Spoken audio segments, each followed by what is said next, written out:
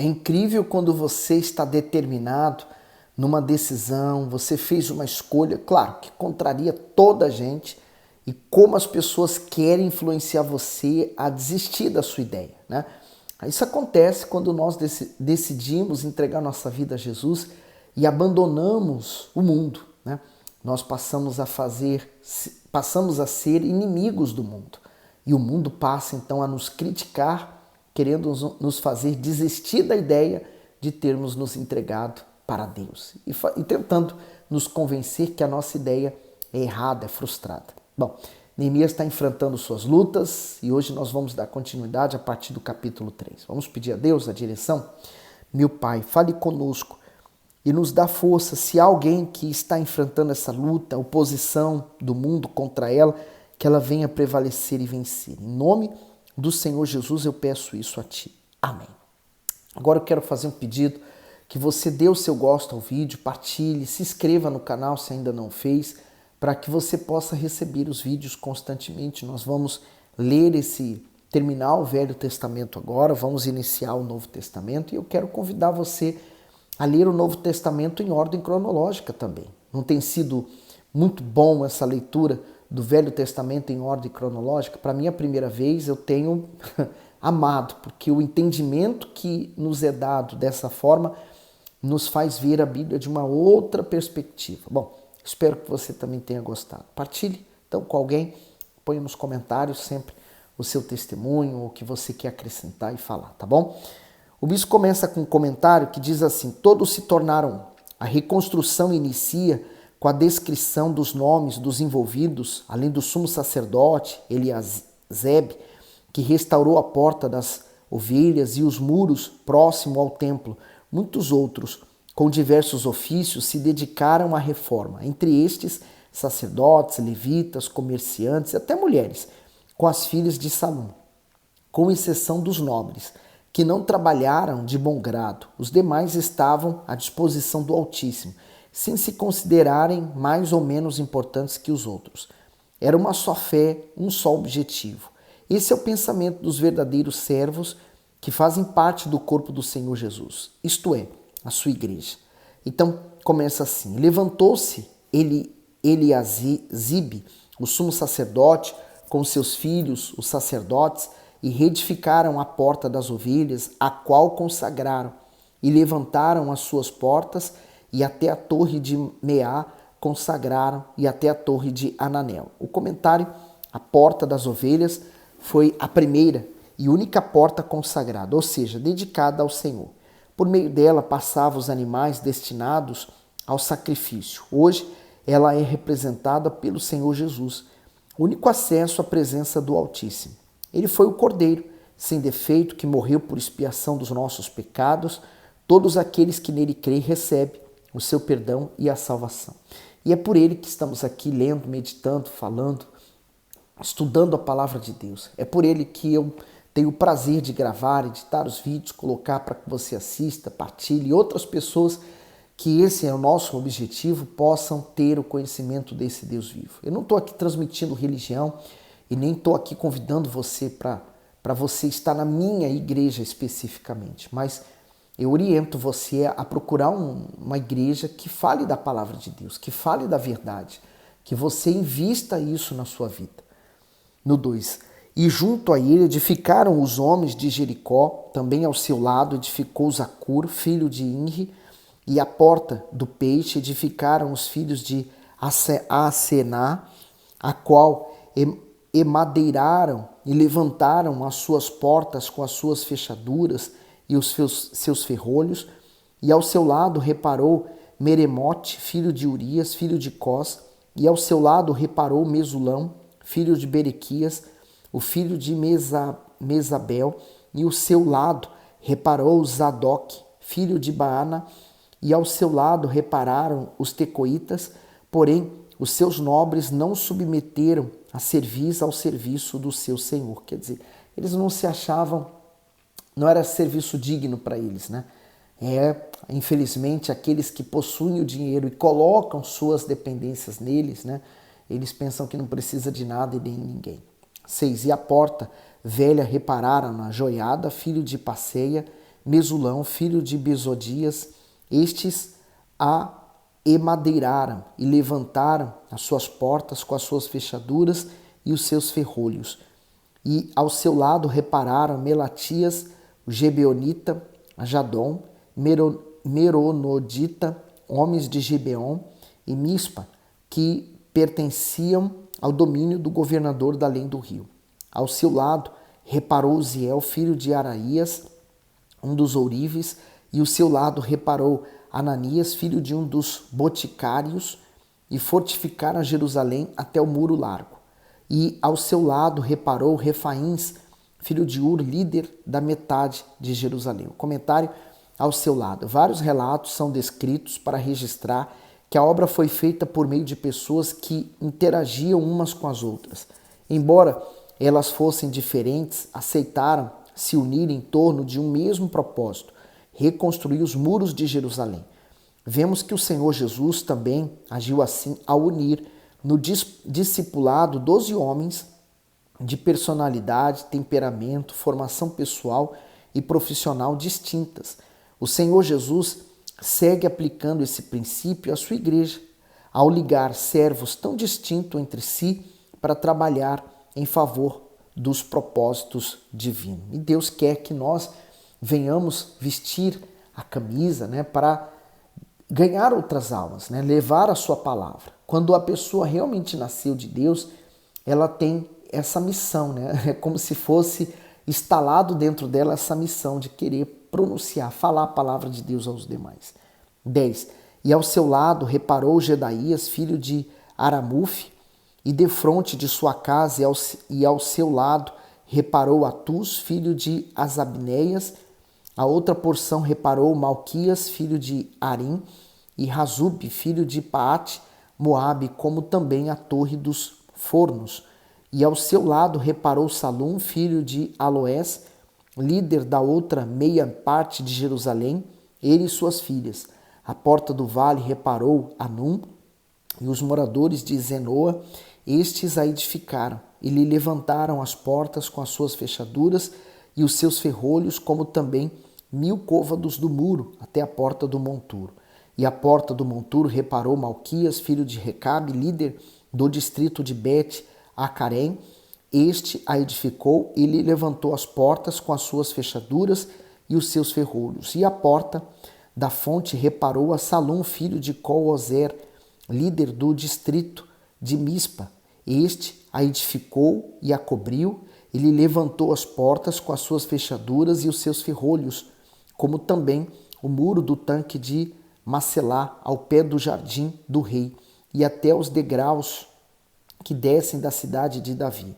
Depois dele edificou Neemias, filho de Asbuque, líder da metade de Bet-Zur, até de fronte dos sepulcros de Davi, até o tanque artificial e até a casa dos valentes. Depois dele repararam os levitas, Reum, filho de Bani. Ao seu lado reparou Asabias, líder da metade de Keila, no seu distrito. Depois dele repararam seus irmãos Bavai, filho de Anadat, líder da outra meia parte de Keila. Ao seu lado reparou Ezer, filho de Jesua, líder de Mispa, outra porção de frente da subida à casa das armas, à esquina. Depois dele reparou com grande ardor Baruque, filho de Zabai, outra medida desde a esquina até a porta da casa de Eliasibe, o sumo sacerdote. Depois dele reparou Meromote, filho de Urias, o filho de Cós, outra porção desde a porta da casa de Eliasibe até a extremidade da casa de Eliasibe. E depois dele repararam os sacerdotes que habitavam na campina. Depois reparou Benjamim, a Azube, de fronte da sua casa. Depois dele reparou Azarias, filho de Maceias, o filho de Ananias, junto à sua casa. Depois dele reparou Binui, filho de Enadad, outra porção, desde a casa de Azarias até a esquina e até o canto. Palau, filho de Uzai, reparou de fronte da esquina e a torre que sai da casa real superior, que está junto ao pátio da prisão. Depois dele, Pedaías, filho de Paróis. Ora, os netineus habitavam em Ofel, até de fronte da porta das águas para o oriente e até a torre alta. Depois repararam os tecoitas outra porção de fronte da torre grande e alta e até o muro de Ofel. Desde acima da porta dos cavalos, repararam os sacerdotes, cada um de fronte da sua casa. Depois deles reparou Zadok, filho de Emer, de fronte da sua casa, e depois dele reparou Semaías, filho de Secanias, guarda da porta oriental. Depois dele reparou Ananias, filho de Selemias, Anum, filho de Zalaf, o sexto, outra porção. Depois dele reparou Mesulão, filho de Berequias, de fronte da sua câmara. Depois dele reparou Malquias, filho de Ourives, até a casa dos netineus, e mercadores de fronte da porta de Mefcade, e até a câmara do canto. E entre a câmara do canto e a porta das ovelhas, repararam os ourives e os mercadores. Estavam todos preparando e edificando com alegria a sua casa, a sua cidade, para que ali ficasse então a morada do Deus Altíssimo e eles pudessem reconstruir a comunhão deles com Deus. Agora, Neemias capítulo 4. E sucedeu que, ouvindo Sambalate, que edificávamos o muro, ardeu em ira e se indignou muito, escarneceu dos judeus. Quer dizer, eles não queriam que os outros crescem. Eles é a personificação do próprio diabo que está lutando contra, Por exemplo, quando o mal está atuando dentro de uma pessoa, ele obscurece o entendimento dela, não deixa ela entender a palavra, faz ela gastar naquilo que não traz nenhum recurso. Por exemplo, tem pessoas que trabalham com um objetivo apenas de sustentar um vício que tem. Há outras pessoas que são aquelas pessoas que causam confusão. Onde elas chegam tem confusão, elas não param em trabalho nenhum, elas têm dores de cabeça constantes, são pessoas extremamente doentes. Quer dizer, há um mal atuando ali. Quando esse mal sai, ele leva junto com ele esse caráter maldoso. Ela fica livre, mas o diabo não desiste. Ele continua lutando com tudo o que está ao redor dela. Então nós temos que perseverar lutando contra o diabo sempre. No 2, e falou na presença de seus irmãos e do exército de Samaria e disse: que fazem estes fracos judeus? Permitir-se-lhe-á isto? Sacrificarão? Acabá-lo-ão num só dia? Vivificarão dos montões do pó as pedras que foram queimadas? O bispo faz um comentário: que fazes esses fracos judeus? O questionamento dos inimigos mostravam desvalorização e desprezo ao trabalho dos judeus. Os opositores subestimaram não apenas eles, mas também os recursos e o método usado pelos construtores. Seria possível pedras quebradas e queimadas serem restauradas? A indignação sarcástica de Sambalate atravessa os séculos na boca de pessoas que também são usadas pelo mal para zombar e humilhar os que são de Deus. Suas palavras são como flechas lançadas pelo diabo com o objetivo de dizer àquele que está com a vida destruída que jamais poderá se reerguer. O prazer de Satanás é ver as pessoas se sentirem fracas e desanimadas a fim de desistirem. Mas quando há fé sobrenatural no Todo-Poderoso, há confiança e intrepidez para agir. Por meio da fé, ele levanta o abatido e mesmo que este não tenha condições, recebe um lugar de honra entre os príncipes desse mundo. 1 Samuel 2,8 levanta o pobre do pó e desde o monturo, o lixo, exalta o necessitado, para o fazer assentar entre os príncipes, para o fazer herdar o trono de glória, porque do Senhor são os alicerces da terra e assentou sobre eles o muro. Por isso que estamos sempre falando para você crer na palavra de Deus e se manter ligada a ela, porque ela é quem vai sustentar você no dia mau. É a palavra de Deus que vai sustentar você quando esses sambalates da vida se levantarem contra você. No 3, estava com ele Tobias, o amonita, e disse: ainda que edifiquem, contudo, vindo uma raposa, derrubará facilmente o seu muro de pedra. Eu acho que eles tinham inveja, essa que é a verdade, Sambalate chamando eles de fraco, mas fraco eram os que não queriam ajudar. Fortes eram os que arregaçaram as mangas e falou: vamos lá, que a gente vai mudar essa história. No 4, ouve, ó nosso Deus, que somos tão desprezados, e torna o seu opróbrio sobre a sua cabeça, e dá-os por presa na terra do cativeiro. E não cubras a sua iniquidade, e não se risque de diante de ti o seu pecado, pois que te irritaram na presença dos edificadores. Porém edificamos o muro, e todo o muro se fechou até a sua metade, porque o coração do povo se inclinava a trabalhar. O comentário diz assim: uma raposa derrubará. A atitude dos judeus em sair do opróbrio fez com que os opositores escarnecessem deles. A artimanha do mal era fazer com que aquelas pessoas pensassem que eram desprezadas, incapazes e que suas obras não resultariam em nada. Mesmo sendo zombados, os judeus permaneceram firmes no alvo da reconstrução porque não deram atenção às palavras dos inimigos. O diabo continua a usar sua estratégia para prejudicar os projetos dos servos de Deus. Isto é, basta alguém se propor a fazer algo para o Senhor eterno que ele se levanta com fúria para se opor. Por isso, não permita que palavras lançadas para tentar diminuir você ou seu trabalho entrem no seu íntimo. Elas têm a finalidade de minar a sua força e fazer com que você desista do seu objetivo. Mas quando você está determinado, quem é que vai impedir você? Apenas você mesmo. No 7, sucedeu que ouvindo Sambalate, Tobias e os árabes, os amonitas e os asdoditas, que tanto ia crescendo a reparação dos muros de Jerusalém, que já as roturas se começavam a tapar, iraram-se sobremodo e ligaram-se entre si todos para virem guerrear contra Jerusalém e para os desviarem do seu intento. Comentário: ligaram-se entre si todos. O mal arquitetou um plano a fim de conseguir desviar o povo do seu intento. Sambalate e Tobias se uniram com outros povos com o propósito de guerrear contra os filhos de Israel. Como os opositores não haviam conseguido desanimá-los com suas palavras, decidiram usar a força para obtê-los. É isto que todos precisam saber. À medida que uma pessoa cresce, ganha espaço e destaque, mais aumentam as pressões. Quem não estiver preparado para isso não vai conseguir realizar absolutamente nada. O diabo trabalha suscitando inimigos, problemas, lutas e conflitos para nos intimidar.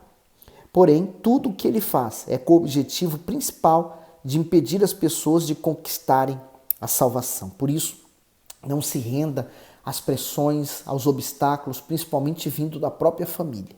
No 9, porém, nós oramos ao nosso Deus e pusemos uma guarda contra eles, de dia e de noite, por causa deles. Comentário: porém, nós oramos. Há duas ações importantes que jamais podem deixar de fazer: orar e agir. Há pessoas que só oram, mas não tomam atitude. E há outras que tomam atitude erradas porque não oram. Deus nunca fará aquilo que é da nossa incumbência. Neemias tinha esse entendimento. Depois de orarmos, devemos pôr guardas na nossa mente para não sermos dominados por pensamentos negativos. Além disso, devemos vigiar a nossa boca para não falarmos palavras que desagradem ao Senhor, e os nossos ouvidos para não ouvirmos palavras de dúvida. Pessoas fracas, desatentas e cansadas que não se mantêm em vigilância e em espírito de oração se tornam vítimas em potencial das forças malignas. Por isso, vigiar e orar são regras essenciais para nos mantermos firmes na fé. Marcos 14:38, vigiai e orai para que não entreis em tentação. O espírito, na verdade, está pronto, mas a carne é fraca. Uma coisa que é preciso entender que a palavra oração, ela pode ser dividida, orar, ação. Então, sempre depois da oração vai existir a atitude, né? A ação, o movimento. Então, se não houver ação, não há reação na parte de Deus. Então, primeiro eu vou orar, apresentar a Deus, mas vou tomar atitudes. No 10, então disse Judá: já desfalecem as forças dos carregadores e o pó é muito, e nós não podemos edificar o muro. Disseram, pois, os nossos inimigos: nada saberão disso, nem verão, até que entremos no meio deles e os matemos, assim faremos cessar a obra. E sucedeu que, vindo os judeus que habitavam entre eles, 10 vezes nos disseram: de todos os lugares tornarão contra nós. Então pus guardas nos lugares baixos, por detrás do muro e nos altos, e pus ao povo pelas suas famílias, com as suas espadas, com as suas lanças e com seus arcos. E olhei, e levantei-me, e disse aos nobres, aos magistrados e ao restante do povo: não os temais, lembrai-vos do grande e temível Senhor, e pelejai pelos vossos irmãos, vossos filhos, vossas filhas, vossas mulheres e vossas casas. E sucedeu que, ouvindo os nossos inimigos, que já o sabíamos, e que Deus tinha dissipado o conselho deles, todos voltamos ao muro, cada um à sua obra.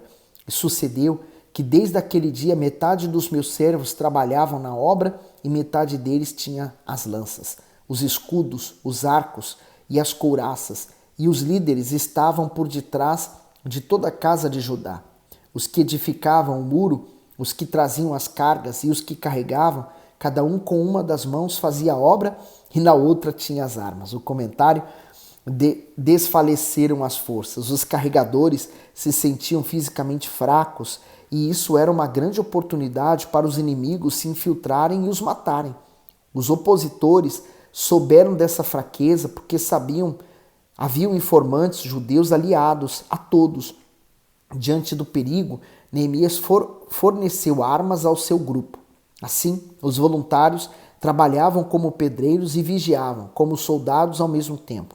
Da mesma forma, quantas vezes os servos de Deus estão no árduo trabalho para levar a vida aos aflitos e pessoas usadas pelo diabo buscam meios de desestruturá-los ou minar a sua fé. Por isso, é fundamental estarmos revestidos do Espírito Santo todo o tempo para vencermos as ciladas do inimigo.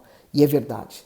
Nós estamos edificando, falando, quando menos esperamos temos um que está sofrendo a influência do outro, está caindo e é uma guerra. Mas olha só que interessante, isso aqui sempre me chamou muita atenção, né? Com uma mão eles estavam edificando ali o muro, colocando as pedras e na outra estava segurando a espada. Assim temos que ser nós, né? Fisicamente trabalhando, fisicamente agindo, tomando atitude, mas espiritualmente se mantendo com a palavra, quer dizer, crendo em Deus, orando, jejuando, falando com Deus, indo à igreja, fazendo as correntes, não desanimando. Quer dizer, as duas coisas, o espiritual e o físico, material. 18.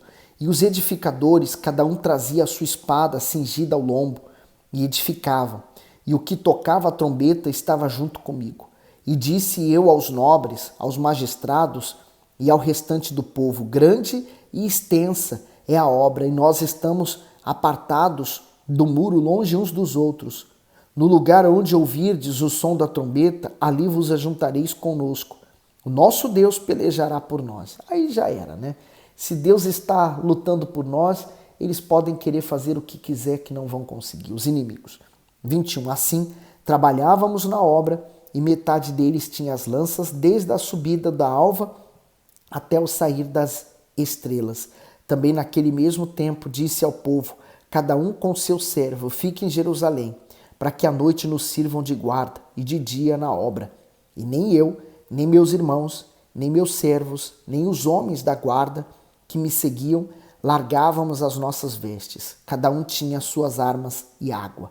O comentário: tinha suas armas. Aqueles que servem ao Altíssimo devem fazer uso das armas espirituais que o seu Espírito concede.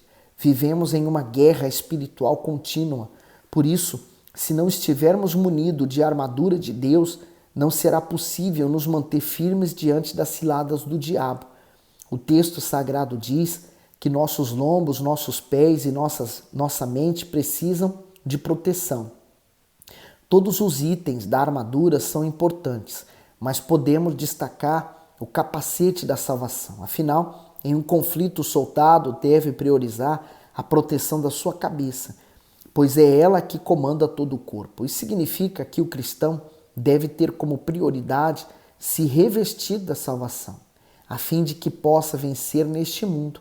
Deve ainda estar munido do escudo da fé para se proteger das dúvidas e avançar rumo às suas conquistas. Além disso, é fundamental que faça o bom uso da espada do Espírito, que é a palavra de Deus, a fim de que esteja capacitado a suportar os ataques do diabo e não seja enganado por ele, como está em Efésios 6. É guerra, minha amiga, meu amigo. Nós estamos enfrentando e sempre enfrentaremos. Enquanto tivermos o fôlego de vida, nós vamos estar em guerra contra o diabo. Vence o que é mais forte. Se você estiver investindo na sua fé, na sua salvação, você vai prevalecer e vencer. Mas se você estiver agradando o diabo, não tem como vencê-lo. O Senhor Jesus disse que um reino dividido não vai conseguir existir, vencer, prevalecer. Então, se você está unido ao diabo, não tem como você vencê-lo. Se una a Deus e vença o diabo, tá bom? Que Deus abençoe você abundantemente.